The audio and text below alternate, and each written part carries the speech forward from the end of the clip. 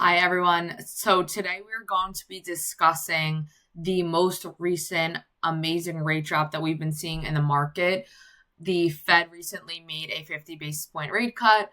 The market before that was tracking to see improvements, and we are definitely having some real life examples that we're going to go over today to help you understand if a refi makes sense for you, if a rate change makes sense for you, if you're currently under contract, you might not be closing for another 3 weeks. This is still going to be relevant for you because you can still save even before you're closing, even if you're locked in right now. So let's definitely dive into it. All of the information is going to be at the end of this, and we will always leave contact information within the communication. So definitely don't hesitate to reach out on email or text, and we can book a consultation and get you set up immediately. So we recently saw a really nice improvement. Anywhere from rates have been in the mid sixes at this time last year. We had clients locking in and closing at 7.125%, 7.25%, because that's what the market demanded at that time. Right now, we're seeing a nice drop from mid sixes to even high 6% down to low sixes, and even something as low as 5.625, 5.5, depending on credit, depending on your income qualification. That's always a factor. So each situation is going to be different. That's one thing I always like to make everyone very aware of.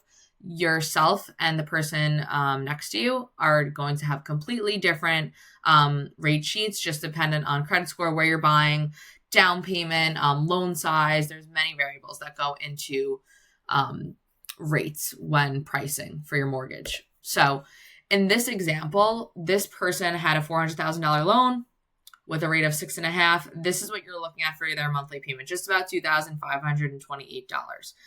If they're in a position where they're trying to evaluate if they should refinance, or even if they didn't close on their house yet, but they're in underwriting and their rate is locked, if you're speaking with a lender or a bank, number one, you should be asking if they can do a float down for you to take advantage of the lower rates before you close, because refinancing comes with a cost. It's not free, like many people think. You still want to take advantage, even if you're in underwriting under contract.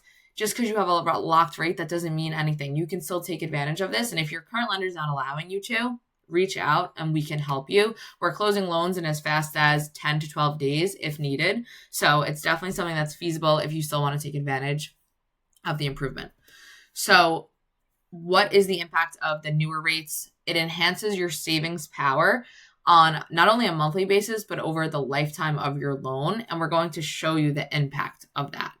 So this same person, if they did a float down before closing, or if they're doing a refinance with the lower rates of, let's say, 5.625, even 5.75, they're looking at a savings of just about $200 a month. This is with the new rates. So you can see the monthly payment has dropped. And we're just talking about principal and interest in this situation.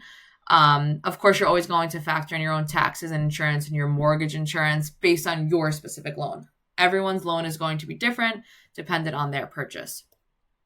So lifetime savings. We take a lot of pride in empowering our clients, not only to save on a monthly basis, that's amazing, but what are you going to do with those funds? If you're saving $220 a month, and you invested that $220 a month that you are now putting away because you have a lower rate, if you invest that into a conservative fund with a 5% return, a CD or an ETF, the market is demanding probably anywhere from 6 to 7% return on investment, but we're using a super conservative amount of 5% in this example. If you invested that each month with a 5% return, after 30 years, which is 360 months, you would have over $180,000. That is a life-changing amount of money that you're saving. So $100, $200 a month seems minimal, doesn't seem very impactful. But if you look at it with a lifetime view, if you look at the macro instead of the micro, your savings is insane what you can do with this money, investing it, using it for college tuition, helping speed up your retirement. You may be able to retire earlier, helping your children buy their own house, possibly, instead of having to rent. So the impacts are amazing.